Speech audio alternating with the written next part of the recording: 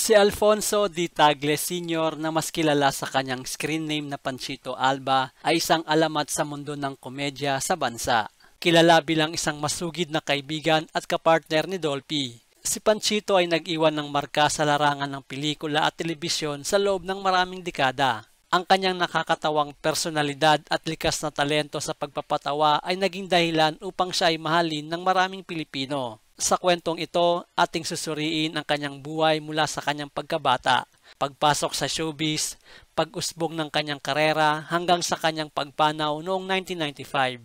Si Panchito Alba ay pinanganak noong Pebrero 25, 1925 sa Paco, Manila. Anak siya ng veteranang aktres na si Etang Disher, nakilala sa pagganap bilang kontrabida sa mga klasikong pelikula. Bata pa lamang si Panchito ay nalantad na siya sa mundo ng pelikula dahil sa kanyang ina, at ito ang nagbigay inspirasyon sa kanya upang pasukin ang mundo ng entertainment. Noong kanyang kabataan, mahilig si Panchito sa pagpapatawa at paggaya ng iba't ibang karakter. Madalas niyang aliwin ang kanyang mga kaibigan at pamilya sa pamamagitan ng kanyang kakaibang sense of humor. Dahil dito, hindi kataka-taka na napansin siya ng mga vaudeville performer na siyang unang hakbang sa kanyang pagpasok sa showbiz. Noong dekada 40, nagsimula si Panchito sa vaudeville, isang popular na anyo ng entertainment noon sa Pilipinas. Sa panahong ito, nakilala niya ang isang batang performer na nagngangalang Dolphy. Ang kanilang pagkakaibigan ay nagsimula sa vaudeville at hindi nagtagal ay naging isa ito sa pinakamatibay na tambalan sa kasaysayan ng showbiz sa bansa. Dahil sa kanyang likas na talento sa pagpapatawa, napansin siya ng malalaking film studio, partikular ang Sampaguita Pictures. Ito nagsimula ang kanyang pag-usbong bilang isa sa pinakasikat na komedyante sa bansa. Noong dekada 50, unti-unting lumabas siya sa pelikula at naging bahagi ng mga malalaking production, kung saan madalas siyang gumanap bilang sidekick ng mga pangunahing aktor.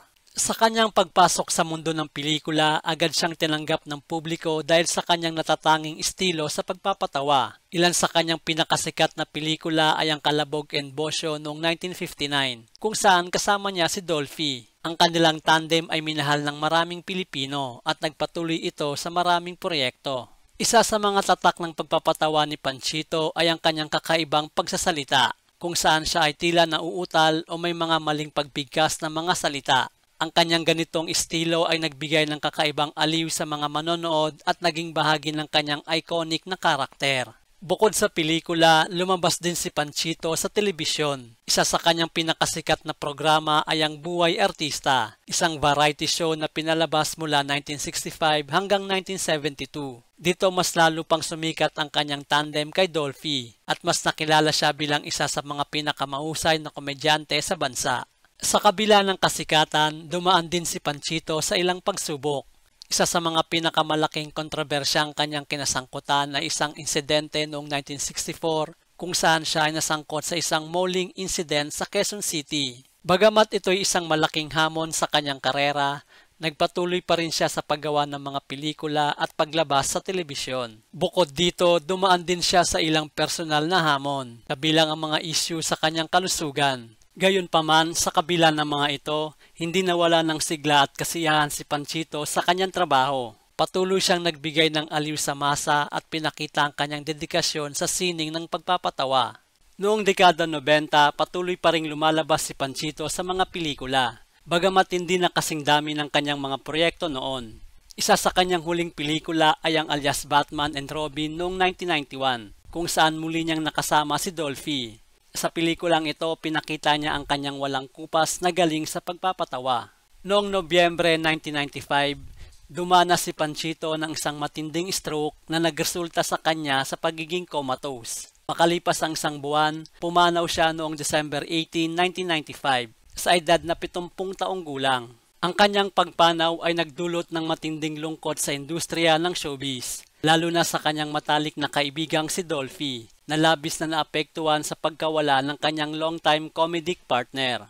Si Panchito Alba ay isa sa mga haligi ng komedya sa Pilipinas. Ang kanyang kontribusyon sa pelikula at telebisyon ay nagbigay ng kasiyahan sa maraming Pilipino at ang kanyang impluensya ay nananatili pa rin hanggang sa kasalukuyan. Ang kanyang tandem kay Dolphy ay isa sa pinaka-iconic sa kasaysayan ng Philippine entertainment. At ang kanyang natatanging estilo sa pagpapatawa ay patuloy na kinikilala ng mga bagong henerasyon ng mga komedyante.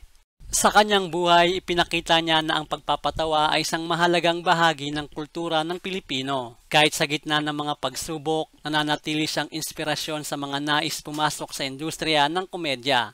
Ang kanyang alaala ay patuloy na mananatili sa puso ng maraming Pilipino na kanyang pinasaya sa loob ng maraming taon.